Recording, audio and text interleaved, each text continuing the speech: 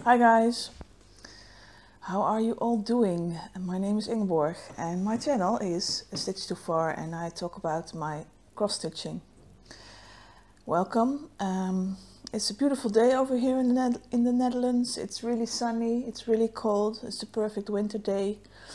Although I can't wait until spring starts finally, but yeah. I hope you are all well. I hope you had a good 2 weeks. I've been feeling better in all ways. So yeah, progress. Not so much progress on my stitching, however. I started 2 weeks ago continuing to work on the garden party by Mirabilia, only to discover that I had made a mistake somewhere along the way and I had to frog everything out and move it one stitch over. So yeah, that piece is in timeout at the moment. And then I was preparing to start a secret project, which I'm sure I will discuss at a later date.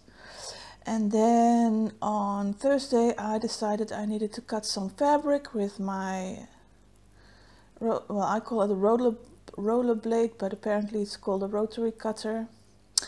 And I lost a bit of weight. I cut off a bit of my finger. You can't see it anymore at the moment. Well, if you look closely you can, but that's just gross. But yeah, I was using a ruler and I had my finger just slightly over the edge of the ruler and was doing 3 things at the same time and wasn't paying enough attention. And I cut off the side top of my finger and it bled like crazy, and I know first aid, so I did the best I could in bandaging my finger with one hand while it was bleeding profusely. And after about an hour and 3 new bandages, I decided it was time to go to the ER. So I was at the ER and thankfully it was not a long wait. And they just, they said they couldn't stitch it because it was a flat cut. So they couldn't pinch it together. So they just re-bandaged it and put enough pressure on it to stop the bleeding, and that worked. So yeah, I spent a few days with my finger in a bandage, and last Sunday I could take it off. And I thought it would be healed enough for me to fully start stitching again, but I was a bit too optimistic. So I did start stitching on that secret project, on another secret project, I think, yeah, with one hand, so that took forever. But yesterday, Saturday, I finally, the crust was finally off, so it was a bit more flexible and I could hold a needle easier. Doesn't hurt anymore, so yeah, I can stitch with my left hand again. So yesterday I started two-handed stitching again. So that's the only real progress that I can show you, because I stitched yesterday on Takapuna Beach. Should be familiar to most of you. It's by Character Creations, or it is the pattern is by Character Creations. The original artwork is by Carrie Blackwell. By Wendy Leach. But yeah, I started a new row over here and worked my way up. It's not a perfect diagonal because I decided to just add these stitches in because those are the only ones that are needed in that color. And as you can see, this is a horizontal line. This is actually the horizon over here. So in the picture, that is this horizon. So just a little bit more and I can start seeing some sand. But yeah, I have to work my way across a bit more. But yeah, really enjoying it. And this is well, basically the only progress of the last 2 weeks. But yeah, that's life. I was just happy that it wasn't too bad. I could still work. So there. That's it. I did have something else because I went to the craft fair that I mentioned last time. This is one of the biggest craft fairs, the textile craft fairs in the Netherlands. It lasts for 4 days. I went on the first day, on Thursday. I had a great time. It was pretty busy in the morning, wasn't too bad. But I did a bit of vlogging of that and I will show you here, I guess.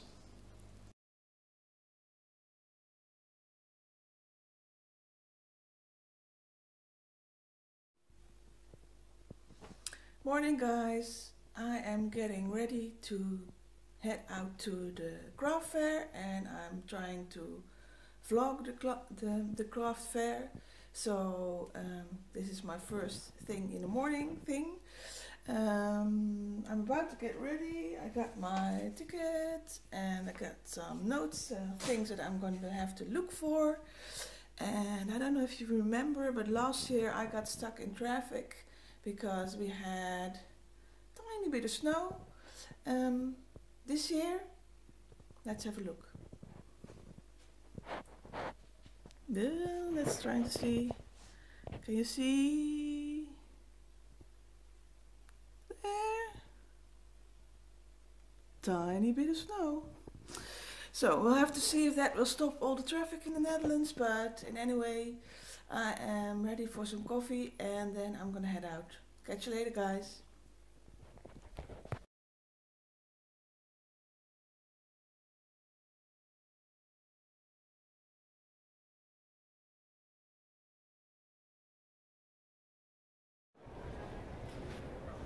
Hey guys, I just arrived and I walked straight back to the end of the hall and I'm going to be methodical today and work my way all the way back to the front, and I just thought I'd show you a bit how big this is because this is the end of the hall, and if I do this, see all the way back there, that's the end of the hall, or the start actually.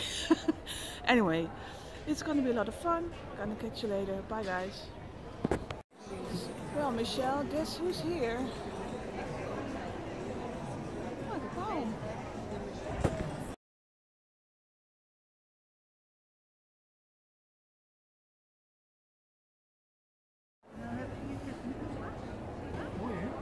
Hier heb je zo'n deze strip leuk, hè?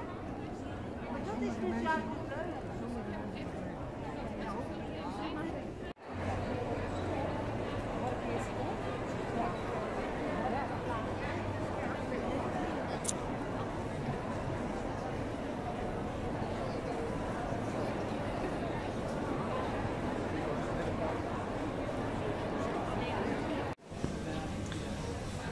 Hi guys, don't know if you can hear this, but I'm trying to find a quiet spot to vlog a bit. Having a hard time, and it is noon now and I've been at the fair for 2 hours. I've been to my local needlework shop stand and I've met Michael Powell, and I've been to other needlework shop stands and already having that same feeling of last year when I felt lost. But yeah, anyway, just want to do a little update. Catch you later.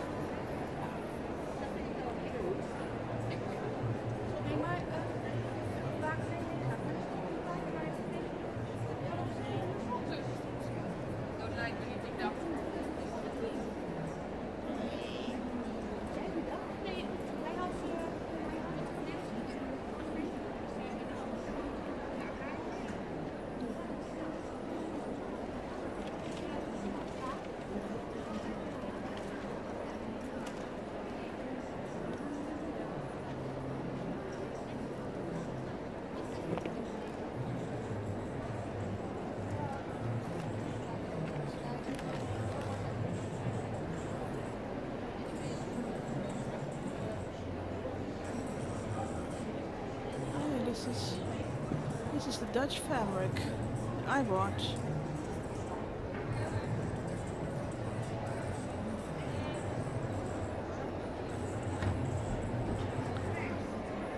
And these two.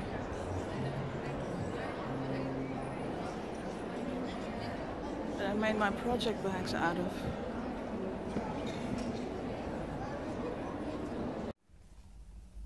Hi guys, I'm in my car. I just walked out of the fair. Craft fair was pretty busy. It's now 2:30, so spent a good 4.5 hours there. But I'm kind of done. It's crowdy. So time for some glove box confessions. What did I purchase? And that I can actually show you. Of course, even though it's not necessarily totally my style, but yes, I had to get something from Michael Powell because he was actually there. I actually shook his hand.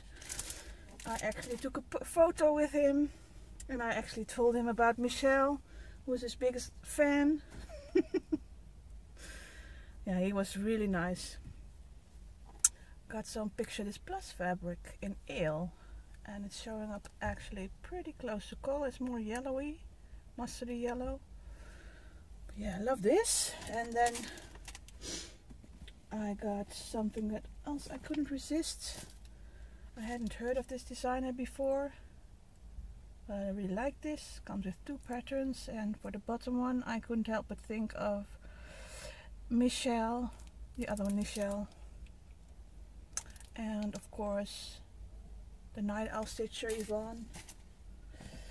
And then I purchased something else, another book by Hazel Blomkamp, because I couldn't resist and I have to start learning how to do crewel work. Then I can't show all of this because some of it is secret. And I didn't think I purchased a lot, but actually I managed to purchase quite a bit. So a little kit from Atelier Het Haantje, Dutch designer. She had several patterns that I liked, and she always has good prices, so I had to snag those. Which ones did I show? This one. This one. Yeah, awesome. And what else? Can I show this? What is this? Oh yeah. This is the first thing I bought. Are these little metal tins. One says threads, one says pins, and I thought since I will be traveling, those might come in handy to store my scissors and some necessities for stitching while I'm traveling. I can't show you that. I think that's all.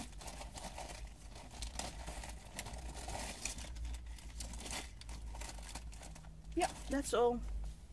Not too bad. I know that I still have some cash left, so I know I didn't do too bad. Anyway, that's it for now. I'm gonna drive home and get some well-deserved coffee. Oh my gosh, I need coffee. Yeah, so yeah, I had a lot of fun. I did a bit of purchasing, not too bad. Last year I was really flabbergasted with all the available patterns and threads and everything, but yeah, since then I've acquired a bit of stash, so this time I really went with focus to get specific things. Some things for the retreat, which I managed to get. Some things that I wanted to get last year and didn't, so now I went back to get them. And of course, meeting Michael Powell was really nice. I had a bit of a chat with him. He's a really nice guy. He talked about where he's been to for abroad for fairs, and he mentioned he'd been to America a few times and to Germany, I think he said. And I told him about Flosstube, and he wrote it down. He said he was going to try and watch some, so who knows, maybe Michelle, Garrett, he will find you. But yeah, that was a lot of fun and such a nice guy, and of course I couldn't resist to get some of his work. And yeah, that's all I can say. I think I've already said a lot in the video, I think so. Yeah, so that's it. That's 7 minutes. So I didn't want to leave you with that short of a video, so I decided I would do the Crafty Curator tag. I'm not sure I will answer all the questions because some of them I've already addressed in earlier videos. But there were some questions that I thought were really interesting and I really wanted to think about. So here goes. I think she posted these questions on the Facebook page of Off the Grid Needlework. I'm not sure. I got these from Emma. Thank you, Emma. So if you can't find them, let me know. I can send them along to you if you want to do the tag as well. So the first question.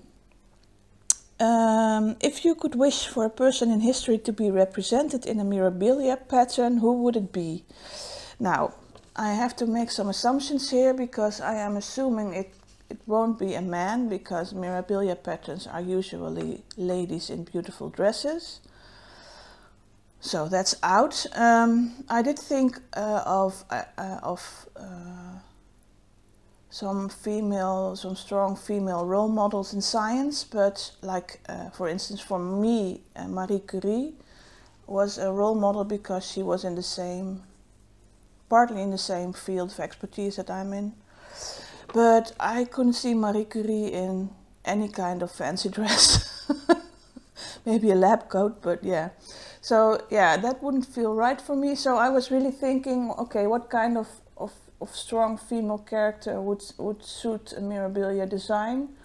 And I think it would be interesting if she would do a design with Boudica. I think that's the current way people say that name. It used to be Boadicea. And I was going to look up the details, but I forgot to. But as far as I know, that was one of the original Britain queens. Well, I'm calling her queen, but leader of a clan, more likely. I think she fought against the Romans. If I'm wrong anywhere, I will try and insert the correct reference here. But yeah, so, and she was a bit of a fierce warrior, and I think something along the lines of Gypsy Queen might work for her. And if not her, I was thinking of maybe some outside of Europe, a strong female, but I'm really not too familiar, I'm afraid. So people like Saho might have to educate me on that. But Joan of Arc was someone I thought, but maybe not, because then she would have to have armor, I guess. Queen Elizabeth could be one. But yeah, that's along those lines, or maybe, yeah, not sure, Pocahontas maybe, not sure. Yeah, but yeah, Boudica would be my guess. Yeah. A second question, what landmark or area of the world would you have loved to see captured in a chatelaine? Well, she managed to get some of my favorites. Like Japanese Zen Garden and Chinese Dragon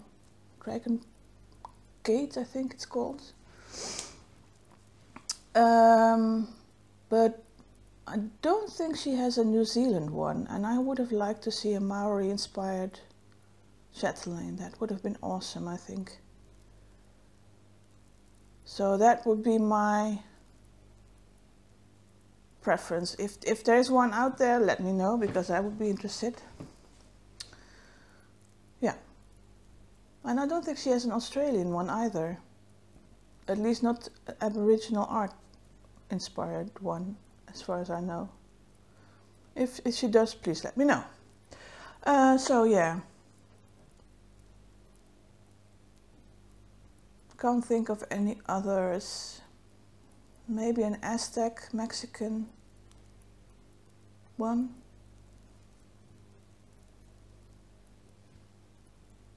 I would say New Zealand, maybe Easter Island could be interesting. If you think about it long enough, you come up with more and more things. So I'm going to leave it at that. So, question number 3. What are the top 3 places you want to visit that you've never been to?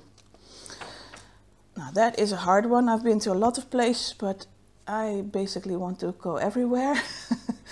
So, I don't think I can manage a top 3, but high in my top 3 are Japan, New Zealand, China.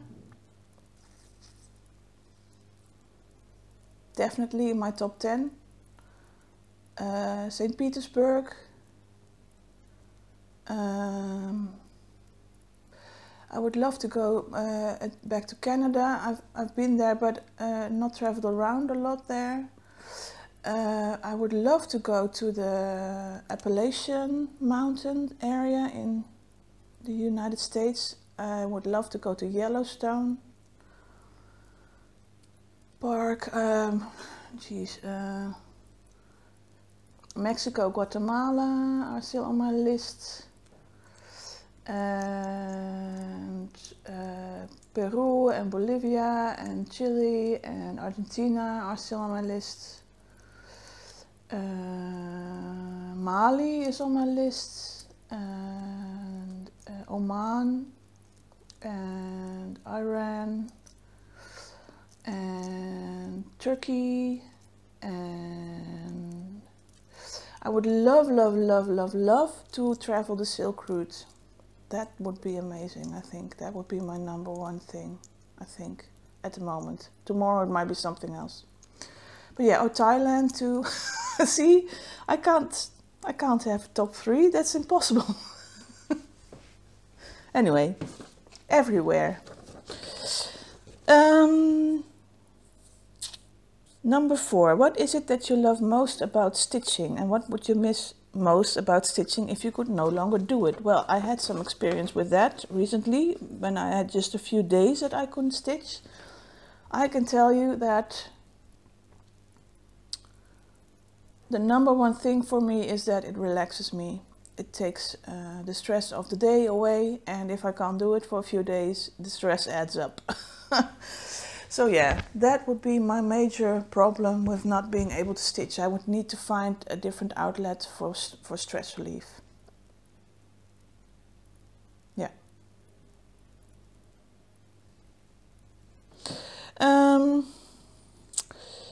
Number 5. What is the last movie that made you cry? I have no idea. I haven't watched a movie since Christmas, and then I watched The Martian, so that didn't make me cry.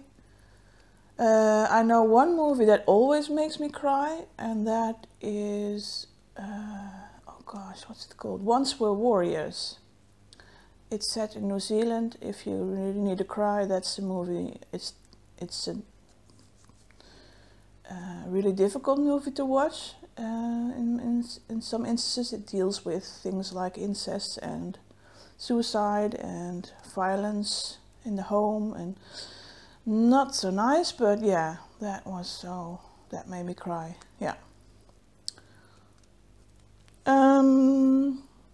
Tell me a joke. You want me to tell you a joke, Letitia? Seriously, in English? My niece is at the age that she wants to tell a joke all the time, so I am hearing a lot of corny jokes at the moment, so I will try and translate one. What time is it when a giant sits on your fence? Time to buy a new fence. Yeah, sorry, that's the best I can do. Number 7. If you could be any animal or insect, what would you be and why? Now, here's my question. An insect is an animal, right? I wasn't aware that an insect is not an animal. But yeah, anyway, I would be some kind of bird, like a condor or something that could fly long distances and see the world. Because yeah, I have a top 30 list of places I want to visit. So yeah, a bird that could travel long distances. So what's that? That's a condor, or I don't know. Yeah, I'm bad at English bird names, so I have to stick with that. Gonna skip 8 because I know too many random Flosstubers that I would love to say something about.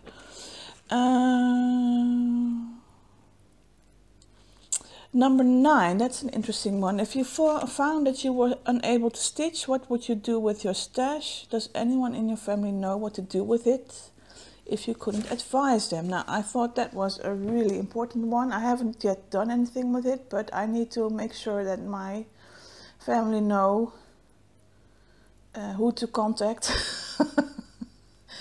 to be my stash curator when I'm no longer here. Is that the word? I think. No, it's not. It's what's the word? Executor. Not curator, but executor. So my last will, my stash will, I need to have an executor for that. Because they would have no clue what to do with it. Yeah.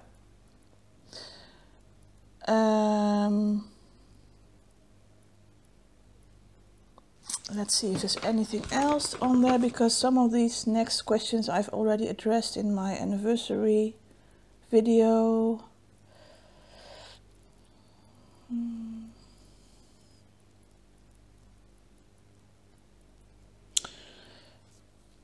Yeah, there's only one. The last question names something that was the telltale sign that you were addicted to cross-stitch without hope of redemption. What was your aha moment?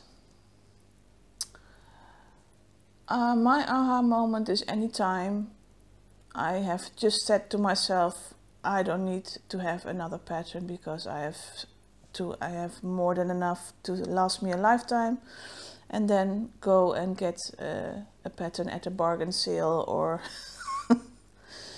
anytime I buy a pattern, I know I'm addicted, basically. That's it. I know it's really short, I can't help it. I've done my best, but I know I have some added footage, so it might actually get to a half an hour, so that's not too bad. I hope you are going to have a great 2 weeks of stitching. I am hoping that I will have.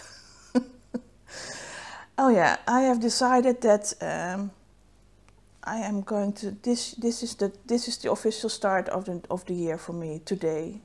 I don't care what happened the last month and a half. We're going to do a do-over. We're going to start fresh, and we're going to have a good year from now on. So I hope if you have the same difficult start that I had, or even worse, that you will join me and we will just work to have a better year. So that's my goal for the year. My goal for the next 2 weeks is to catch up with some of my stitching, get ready for the retreat, because that is fastly coming closer. Yeah. But yeah, so have a good 2 weeks. If you are struggling with your health, I'm thinking of you. I know there's many of us out there having some issues, and I'm wishing you well. If you are struggling with any other kinds of sadness or grief or whatever, you know, I'm thinking of you as well. And let's meet up in 2 weeks and chat. Bye guys.